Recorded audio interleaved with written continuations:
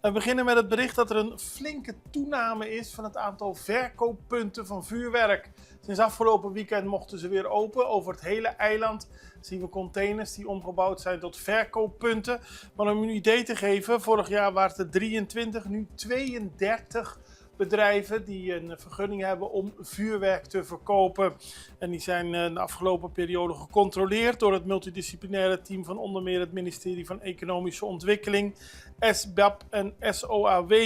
De brandweer heeft ook gecontroleerd en daaruit kwam naar voren dat sommige van de bedrijven vuurwerk in bezit hebben dat nog niet was gekeurd. Dat mag natuurlijk niet. Alleen gekeurd vuurwerk kan worden verkocht. Ook waren er vragen over de prijsindexatie en de valuta waarin de prijs werd vermeld. Dat moet gewoon in Antilliaanse gulden volgens de multidisciplinaire team. Ook werd vastgesteld dat er minderjarige kinderen werkzaam waren op de locaties, maar deze mogen alleen maar zakken vullen en klanten helpen om hun aankopen naar de auto te dragen. Ze mogen niet daadwerkelijk verkopen. Ook is er vuurwerk aangetroffen dat afkomstig was uit het jaar 2022. En die moeten meteen uit de handel worden genomen. Die zijn te oud. De komende dagen blijft er gecontroleerd worden.